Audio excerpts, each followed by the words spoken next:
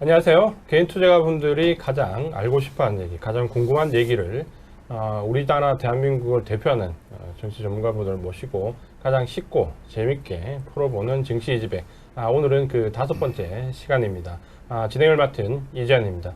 오늘도 시장이 굉장히 어려운 구간에 들어와 있는데요. 이런 어려운 구간일 때 반드시 모셔야 되는 두 분 모셨습니다. 최영호 인포스닥 데일리 기업정책연구원장님 나오셨고요. 네, 반갑습니다. 그리고 오늘 드디어 이제 뉴페이스십니다. 윤석전 경제평론가님 모셨습니다. 예, 안녕하십니까.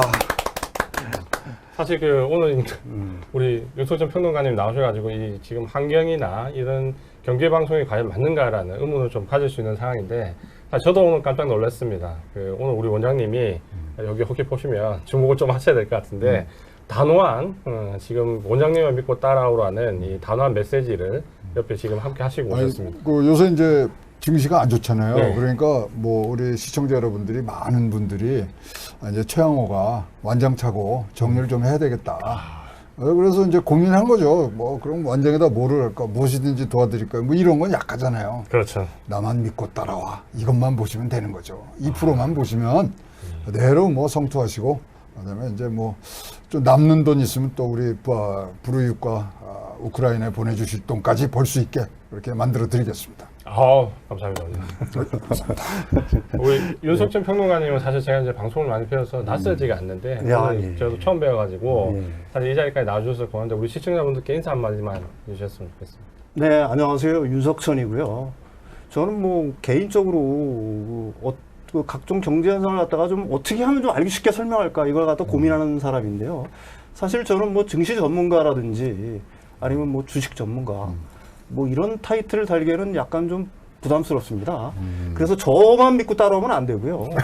최 원장님만 믿고 따라가시길 바랍니다. 예. 아니 근데 지난주에 나오신 분은 자기 별명이 있더라고요. 경제 읽어주는 남자라고. 근데 본인도 무슨 뭐 경제 방송 쪽으로 닉네임이 있으실 거 아니에요? 저는 뭐 그런 거 없습니다. 없어요? 예. 저는 하나 있어요.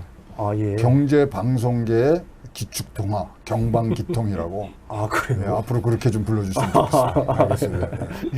알겠습니다. 시장이 지금 이제 너무 엄중해서 아마 듣고 싶은 얘기들이 많으실 것 같은데, 일단 우리가 두 분을 모시고 먼저 오늘 사실 지금 녹화하는 날에 밖에 비가 지금 상당히 꽤 내리고 있거든요. 비도 오고 보시면 오늘은 이렇게 파전도 있고, 오늘은 특별히 우리 PD님이 이 소주가 아니라 날씨에 맞게 막걸리를 준비해 주셨습니다.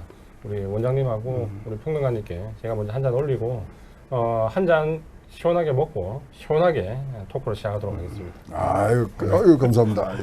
우리 원장님 고맙습니다. 좀 많이 채워봐요. 꽉 채우겠습니다. 아유, 감사합니다. 네, 나와주셔서 감사합니다. 고맙습니다. 예. 세 잔은 드셔야 돼. 후레자 3배니까. 뭐 주모가 예뻐야 되는데 주모가 안 예뻐서 죄송합니다.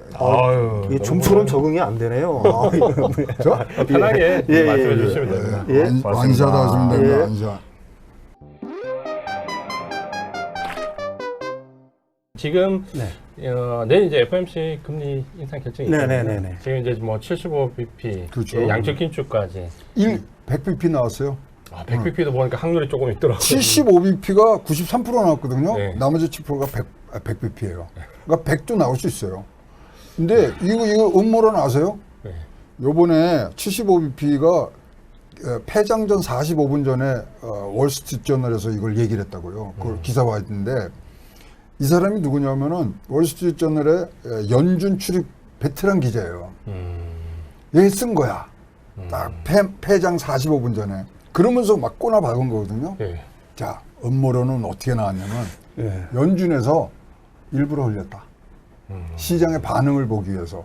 근데 이게 당초 이게 뭐 당치도 않은 얘기 같은데, 흘러가는 거 보면은 상당히 혹하던데요, 원장님. 네, 시장의 반응을 받고 시장이 반응이 좋다는 평가예요, 지금. 근데 그게 사실은 뭐 이 FOMC 회의를 앞두고서는 한 일주일 전부터는 일종의 블랙아웃 기간이거든요. 근데 연은에 관련된 사람들은 발언을 못하죠. 근데 너들리 전 뉴욕 그 연준 그럼 총재는 전이니까. 전이니까 사실 그 양반은 연은을 갖다가 대표한다고도 할 수 있죠. 전자가 붙었지만. 그렇죠. 그 양반이 뭐 75bp 올린다고 했으니까. 그러니까 사실은 짜고 친 거 아니야? 더들리가 딱 완전 그 미국판 나처럼 나만 믿고 따라와야지 하면서 75bpm. 총대를 뇌피셜을 좀 돌리자면은 여는 제롬 파월 같은 경우에는 계속해서 50bp를 주장을 하지 않았습니까? 네, 그렇죠. 근데 뭐 상황이 의사라고 여의치가 그랬죠. 않으니까 소비자 물가지수가 잡히지를 않으니까 다른 입을 통해서 충격을 좀 사전에 완화하고자 일종의 포워드 가이던스로 75bp를 갖다가 월스트리트저널이나 더들리 입을 통해서 얘기한 게 아닌가. 뭐 이런 생각도 맞아요. 해봅니다. 아니, 저도 그 100% 동의하고 네. 왜냐하면 75bp를 아무 얘기 없다가 자기가 내면 자기네들의 과오를 완전히 인정하는 거거든. 근데 옆에서 이제 좀 긁어줘. 그래갖고 긁어주니까 시장의 반응도 저 정도면은 조금 뭐 이제 연준이 좀 움직이네. 뭐 이런 반응 아니에요. 그래서 음모론이지만 굉장히 설득력 있는 음모론. 이것은 연준에서 흘린 거다. 결국 이제 연준의 파월 의장은 75bp는 해야 될 상황이 왔고 그렇죠. 이미 시기는 늦었고 여기서 아무 말 하지 않고 뱉으면 버냉키의 재판이 될 것 같고 그렇죠. 이걸 좀 피해보겠다는 그렇죠. 생각. 출입 기자 부르고 더들리 형한테 전화해서 이거 더 들리게 좀 크게 얘기하라고 그렇게 얘기한 거 아닌가. 그러니까 뭐 그렇습니다. 사실 뭐 자기가 한 달 전에 50bp를 계속 얘기했는데 그렇지, 그렇죠. 이제 와서 그거 갖다 뒤집기는 좀 민망하겠죠. 예. 민망하고 파월 스타일이 점진적인 인상이 여기는 저거거든요. 그런데 지금 확 이거 올리니까 누군가 와서 쳐준 게 뭐 이제 반응을 보니까 괜찮거든요. 뭐 거기 이제 놀란 50bp나 75bp나 뭐 도찐 개찐이지만 그래도 시장에서 얘네 뭐 좀 하려고 그러네 이게 이제 있으니까 이제 가는 거고 과연 이게 그러다 보니까 이제 뒷단에 나오는 게 그럼 7월은 얼마 저 하세요? 7월은 제가 생각하기에는 사실은 이번 75bp는 이미 이제 시장이 어느 정도 반영을 했다고 봐야 되는 거고요. 그래서 이제 발표가 나게 되면 75bp를 갖다 인상하더라도 시장의 충격은 생각보다 적을 거라고 저는 봅니다. 문제는 이제 7월이죠. 7월에 50bp를 올리겠다라고 얘기하면은 그죠, 이상하네. 사실은 시장은 굉장히 긍정적으로 반응할 거예요. 근데 7월에도 75bp 인상 가능성이 계속해서 높아지거나 그런 발언들이 연준 내에서 의사롭게 표현이 된다라고 하게 되면은 시장은 새로운 충격이 또 빠질 수가 있겠죠. 이제 연준 빨대한테 또 통화를 한번 했잖아요. 빨대한테 야, 이게 뭔데 75인데 뭐 그런지 자기네들도 검토한 게 75 또는 0.5 그러니까 50, 100. 그래서 합해서 7월 전에 150bp 하는 것이 자기네들 검토한 적이 있다. 그러니까 제가 보기에 75 가고 7월에도 75 갈 수 있는 확률은 어느 때보다 지금 높아져 있다. 그래서 뭐 이제 75bp 해보고 시장의 반응이 어떤지 분명히 이제 체크를 하고서 나갈 거고 그 다음에 이제 8월 달은 잭슨홀 미팅이니까 없잖아요. 네.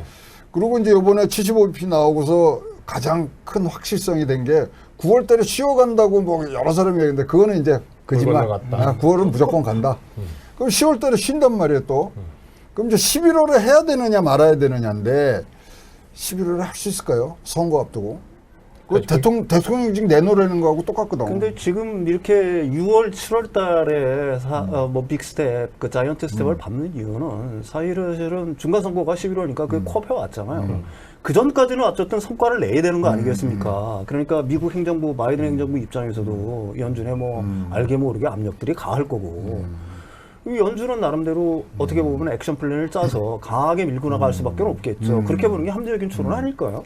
스텝에 관해서는 우리 윤석현 평론가 용카에서 스텝 좀 밟으셨다니까. 용카에서 용산 캐바레라고. 아유 왜? 그분하고는 아직 뭐 연락 안 하죠 이제는. 그래서 하여튼 100bp 뭐 75bp 나오더라도 우리가 이제 깜짝 놀라지 않는 이제 강신장을 주사를 한 방 맞은 것 같고요.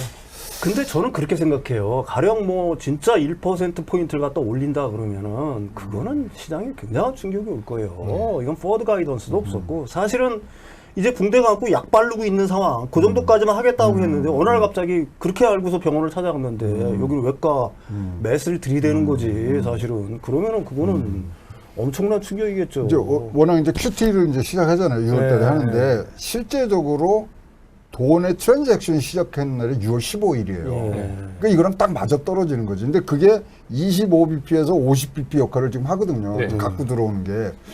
그렇다면은 이제 사실 75bp를 하더라도 100bp 이상의 효과가 나니까 7월은 좀 결과를 보고 할 수 있는 부분들이 있는데 그래도 75bp 계속 갈 수 있는 가능성은 50% 이상이다.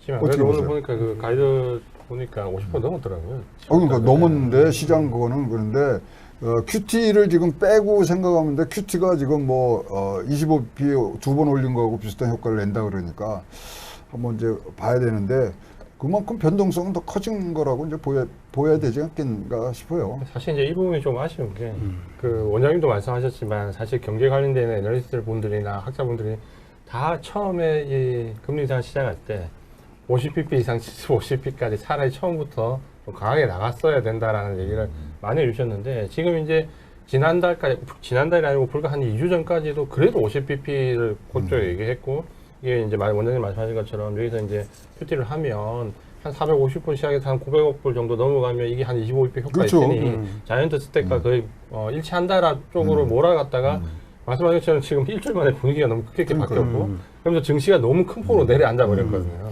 근데 뭐 정무적으로 해석하는 게 이상하지만 그 전에 세게 나갈 수가 없었던 게 아니 재신임이 안 돼 있었잖아. 거기다 그걸 밀어닥칠 수도 없고 바이든이 그렇다고 뭐 진짜 고공행진의 지지율을 갖고 간 것도 아니고 그러니까 좀 뭐 그런 정무적으로 해석하자면 제롬 파월이 조금 쫄아 있었다. 그럴 수밖에 없었던 상황이고 그래서 그렇지만 이제 뒤늦게라도 이제 이렇게 속도를 내니까 과연 이제 75bp를 하더라도 시장의 신뢰를 얻을 수 있느냐 이제 이게 사실 뭐 판단 기준이 될 거 아니겠느냐 보입니다. 그거는 뭐 저도 동의를 합니다. 지금 뭐 연준 같은 경우에는 사실 뭐 그 이전부터 벌써 긴축 기조를 사실은 밟았어야 되는 거고요. 미국 경제가 그렇게 좋았고 했는데도 계속 제로금리라든지 양적 완화를 갖다가 계속 해왔던 거는 사실 문제가 있었던 거고. 그럼 뭐 그걸 갖다가 탓을 하자면 한도 끝도 없는 거고요. 어쨌든 연준은 사실은 그 자산시장이라든지 실물시장에 뭐 거의 절대적인 영향력을 발휘하는 거니까 어떻게든 이번 기회라도 늦었지만 신뢰를 갖다가 되찾아낼 의무가 있는 거죠. 그럼. 사실 그건 미국 시장뿐만이 아니라 전 세계가 그 사람들 입맛을 바라보고 있는 상황이니까. 그럼요. 어쨌든 뭐 지금 당장 뭐 CPI, 그러니까 소비자 물가 지수를 잡아야 되는 거고.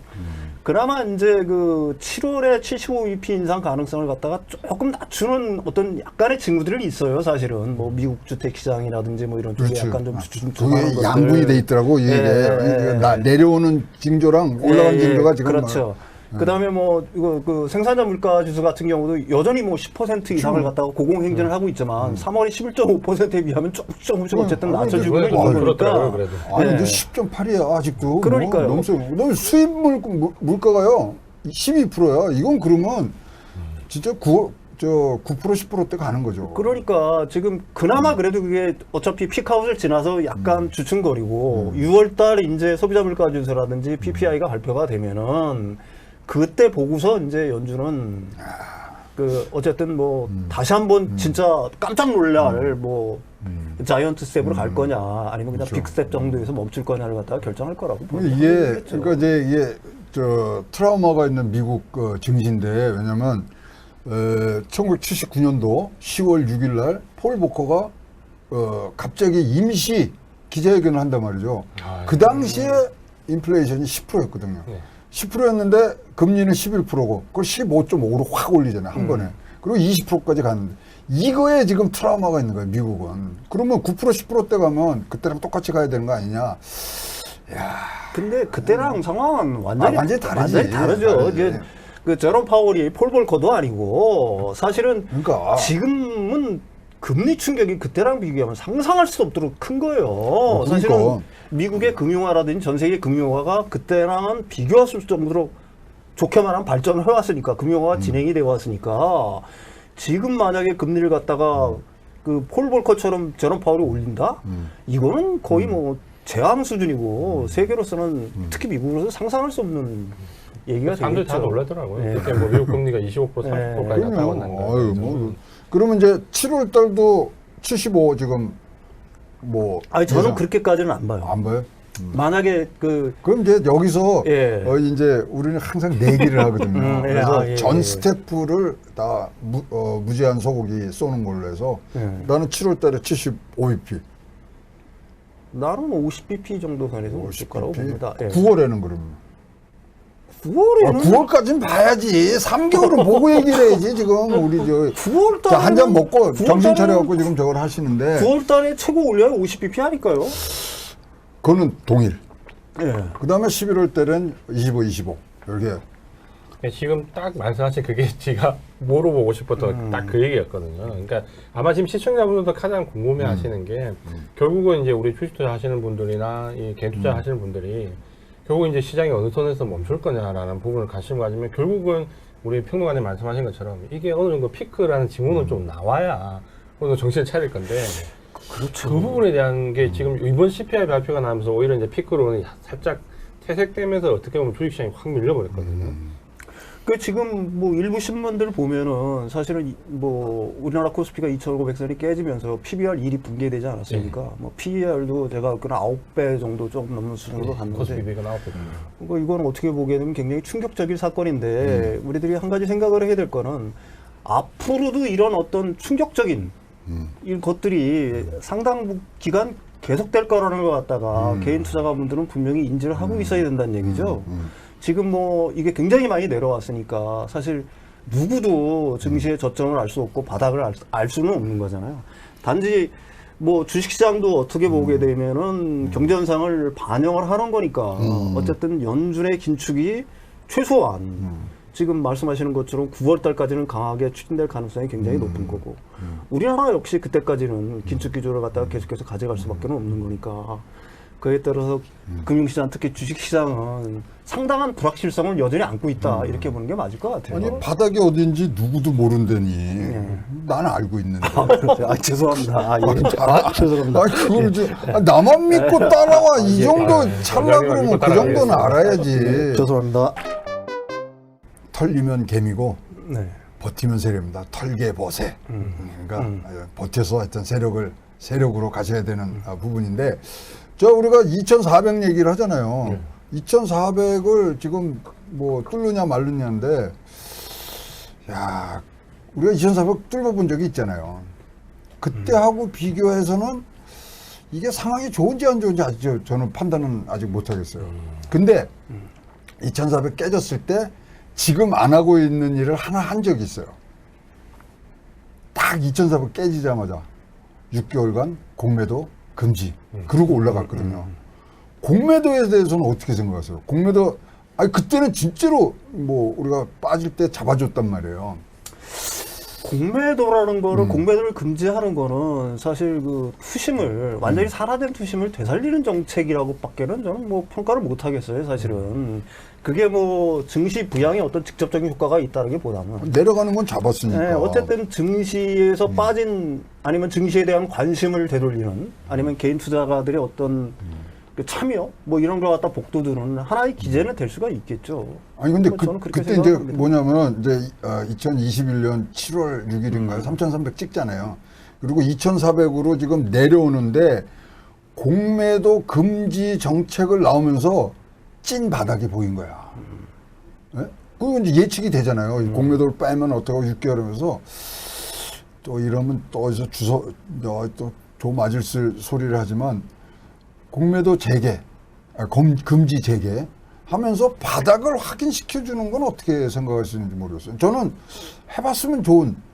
그러니까 공매도를 지금 추가로 그때는 잡았으니까 네, 그걸로. 잡았으니까. 그러니까 그때 2020년 3월 23일 날 1482를 지금 쳤다가 공매도 하면서 6개월 후에 2020년 12월 달에 2400 다시 회복했거든요. 바뀐 거 하나도 없잖아요. 크게 바뀐 거 하나도 없고 잡아보면 어떨까 싶은 생각이 있는데 한번 검토는 이 정부 당국에서 좀 해주셨으면 좋겠고 사실은 그때 지수 변동성이 굉장히 급했잖아요. 네.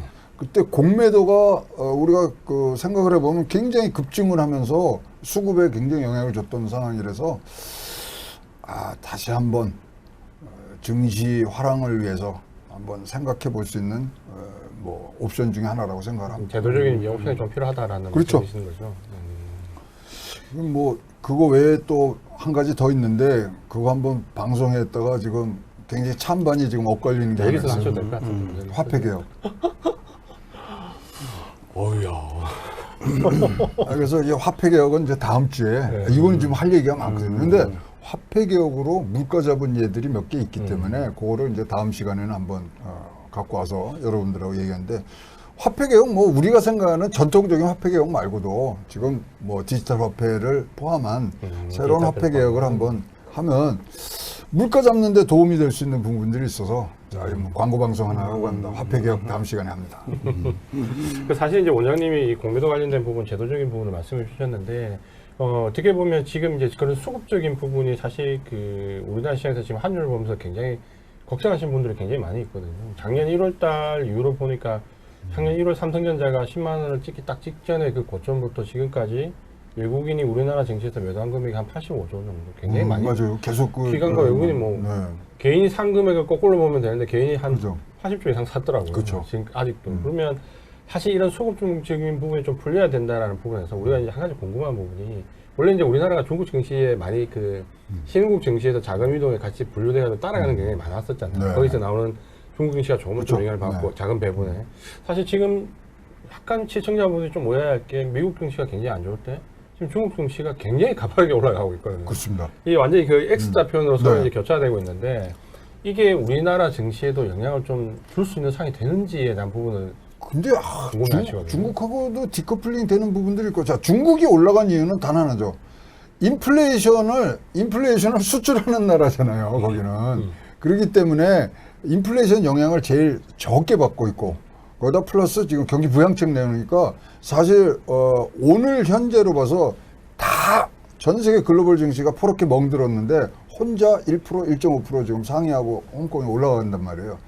그런 걸로 봐서는 지금 완전히 지금 우리가 과거의 금융위기라든가 경제위기 때 G환, G2가 공조해서 가는 지금 맛은 없고요. 중국 혼자서 나오는데 그건 뭐 딱 한 가지라고 봅니다. 인플레이션이 지금 갈라놓은. 그래서 중국이 인플레이션이 제일 영향을 적게 받는 지금 상황이라고 지금 판단을 하니까 이제 그것의 접점이 진짜 골든 크로스를 가야 전 세계가 같이 올라갈 수 있는 모멘텀이 생긴다고 보는데 요원하다고 보여집니다. 아직은. 네. 뭐 일단은 자산 시장이라는 건 결국 유동성이 결정을 하는 거니까요. 미국은 자꾸 유동성을 줄이려고 하는 입장이고, 중국은 어쨌든 뭐 내수 부양이라든지 해서 유동성을 풀려고 하는 입장이니까 그 두 개가 어떻게 보면 디커플링이 생기는 건 당연하죠. 근데 한국도 역시 지금 돈을 풀 수 있는 상황은 아니지 않습니까? 한국은 어떻게든지 지금 경기 부양을 해야 될 때가 아니니까.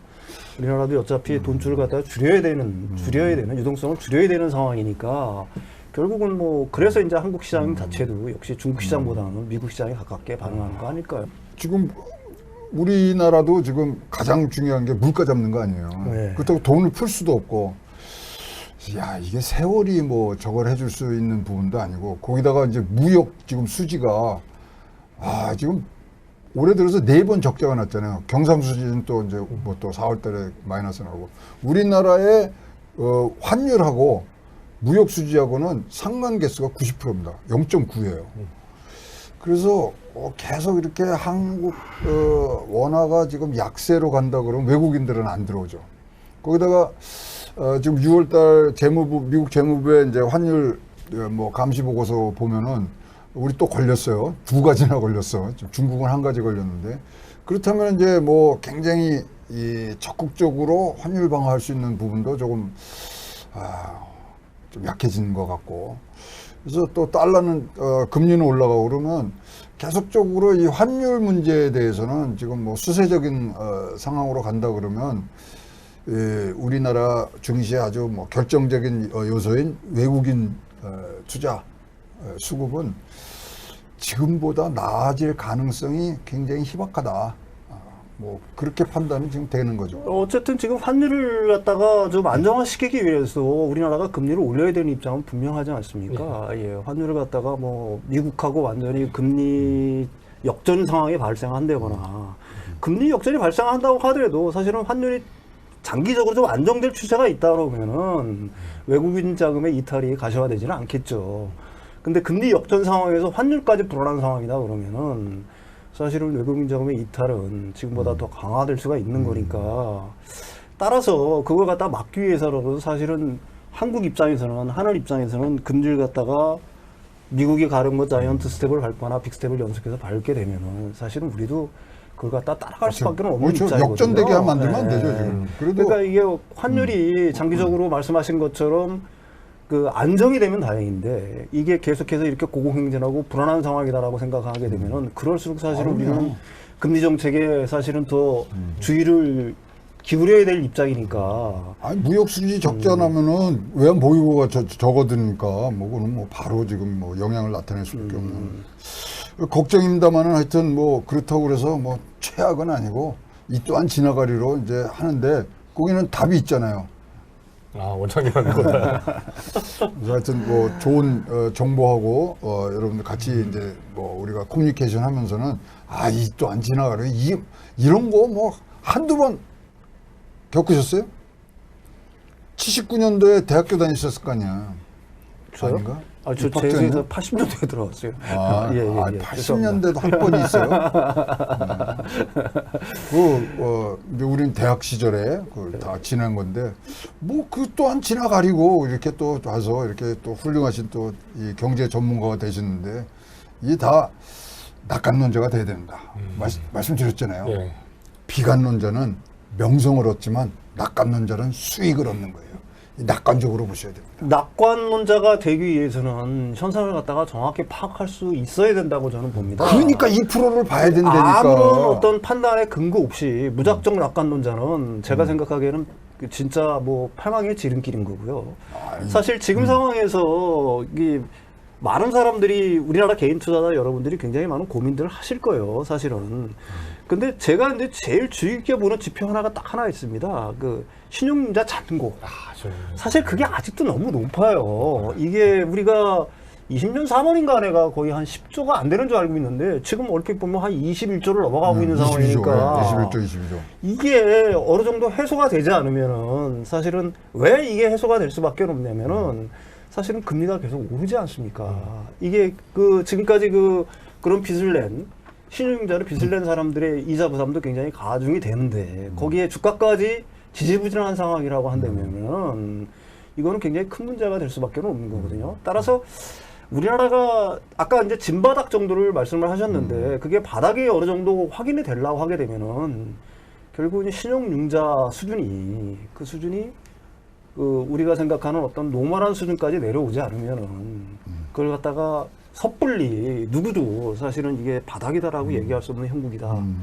저는 뭐 그렇게 봅니다. 그럼 뭐 하여튼 투신자판하셔야 돼요. 투자는 신중하게 자신의 판단으로. 그래서 네.